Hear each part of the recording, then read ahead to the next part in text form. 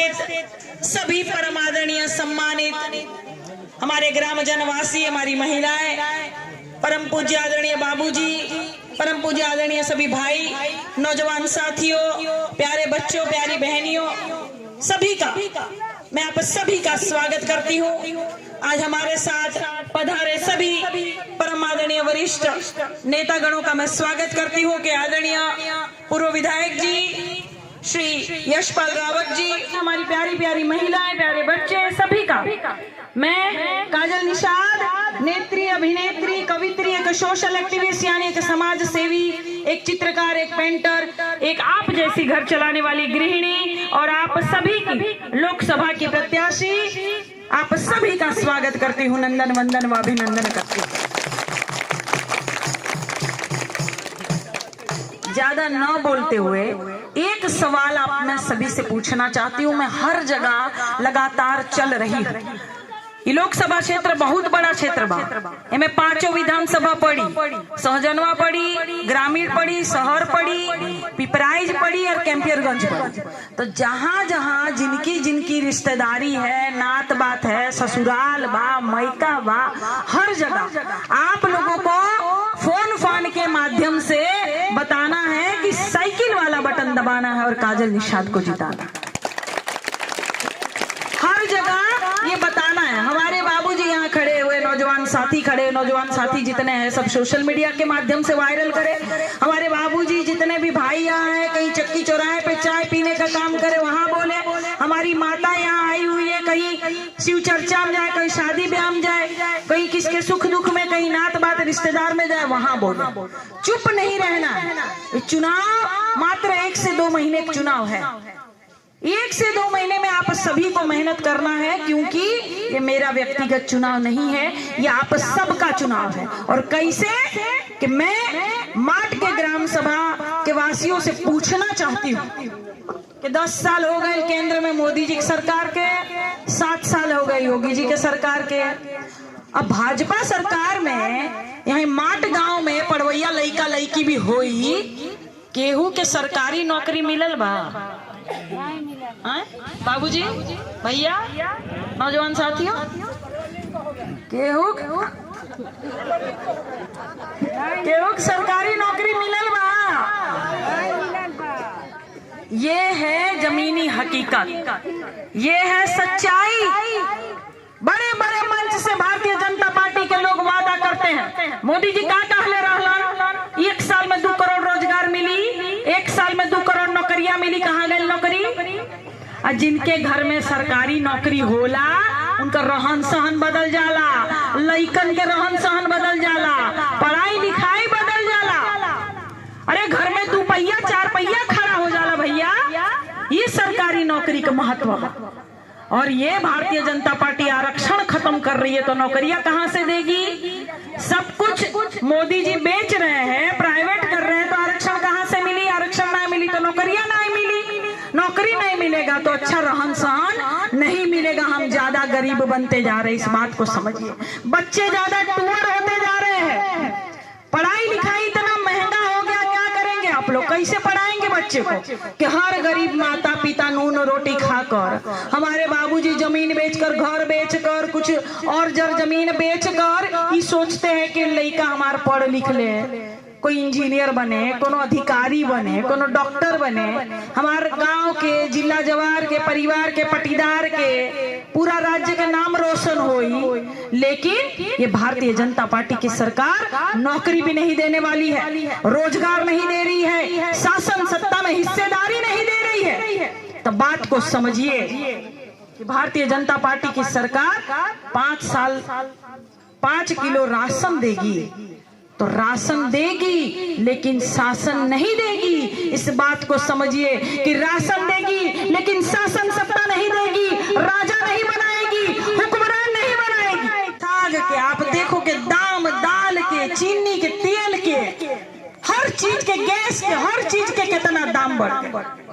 और ये लोग कहते हैं 400 पार। हाँ तो 400 पार तो हो ही गए। लहसुन, टमाटर, तेल, दाल, चावल, आटा, तरकारी, सब कितना पार हो गया। ये कितनी महंगाई होती जा रही है।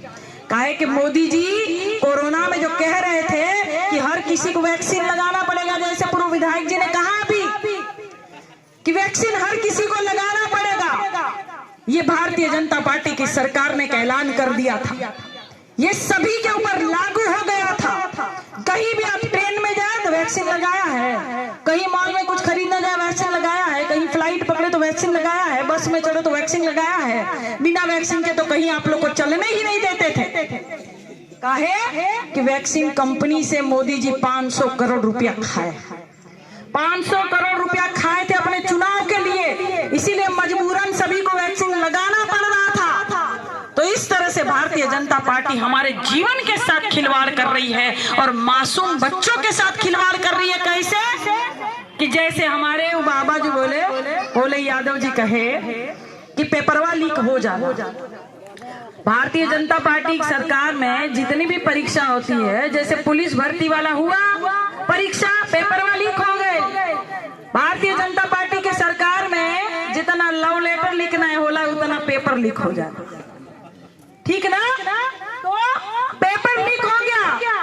70 लाख बच्चों ने आवेदन किया था, 400 रुपया आवेदन फीस, भरवाई फीस 150 रुपया, 10 रुपए के एडमिट कार्ड, 560 रुपया ही हो गए। 70 लाख बच्चों ने आवेदन किया था।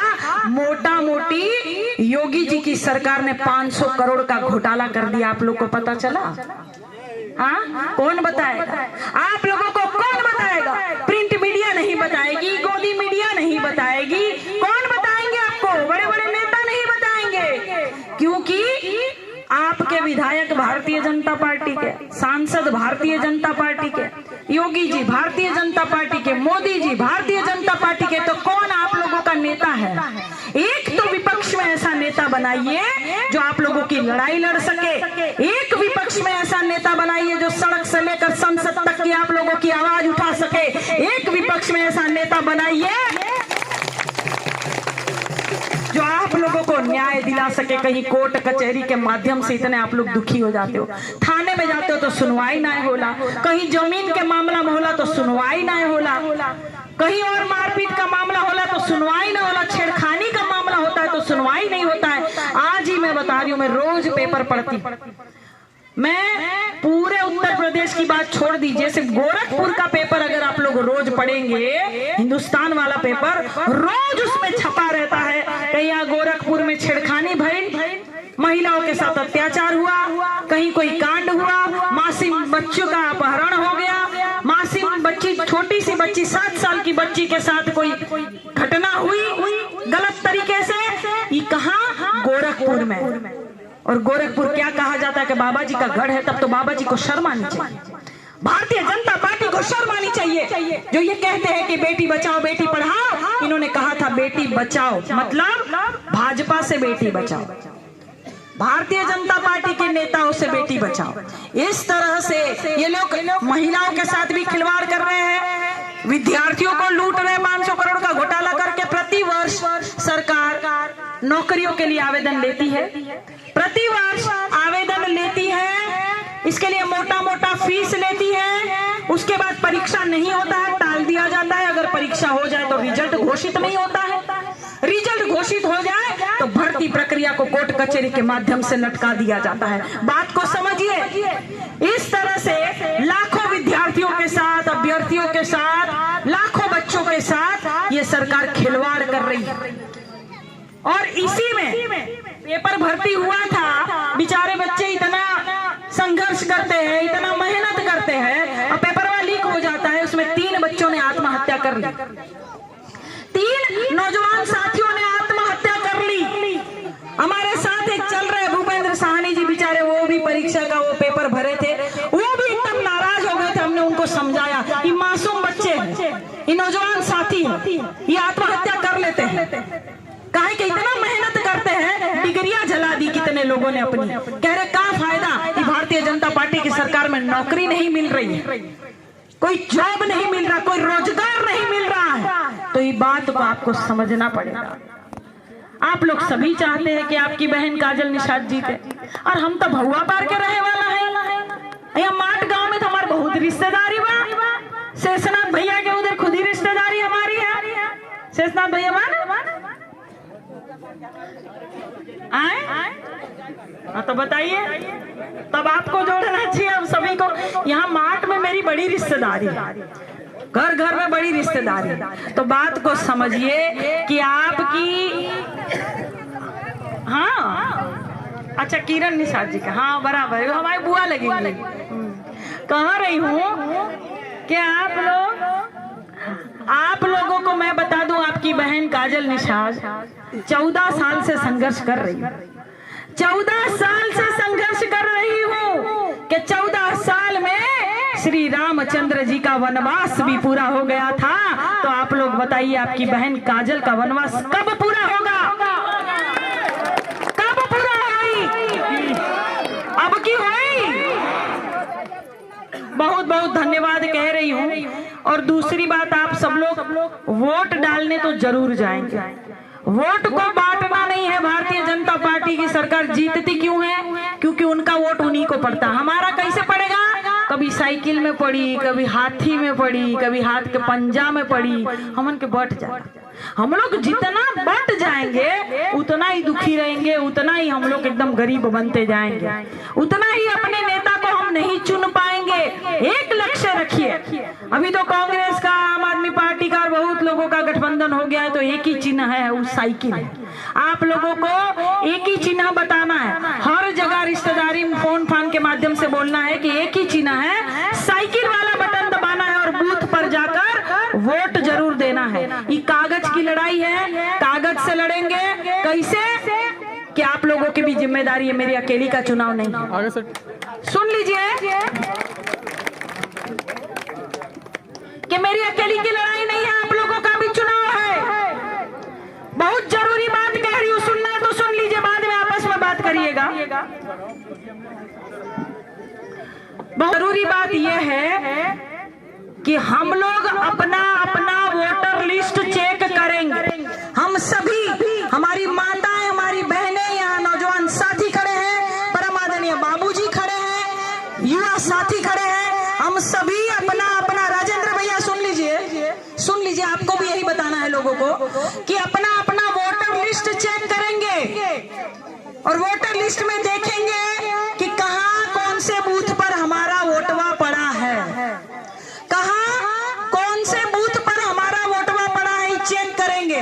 हम लोग क्या करते हैं कि 5 लोग परिवार के लोग जाते हैं, 2 लोग का वोट पड़ता है और 3 लोग का नहीं पड़ता, तो हम लोग कहते हैं, आए दादा हमारे पतोहिया का नाम कट गए, आए हमारे नंदी का नाम तो कट गए, हमारे बेटवा के नाम, हमारे बाबूजी का नाम कट गए, नमवा नहीं आयल बा, नमवा नहीं कटल बा, नमवा नहीं कटा है। ये भारतीय जनता पार्टी की धूर्त सरकार ने बूथ बदल दिया आपका, और आपको पता भी नहीं चला। हमारे साथ जो चल रही है आदरणीय चंचला निषाद जी, आदरणीय चंचला निषाद जी का घर गोबलापुर में पड़ी, इनका क्या हुआ था, बुथवा रामपुर में चला गया, एक बेटा का बुथवा रामपुर में चला गया, एक का तारामंडल में चला गया, एक का वहीं गोबलापुर में रह गया। ये लोग ढूंढते रह गए, वोटवा डाल नहीं पाए ठीक से।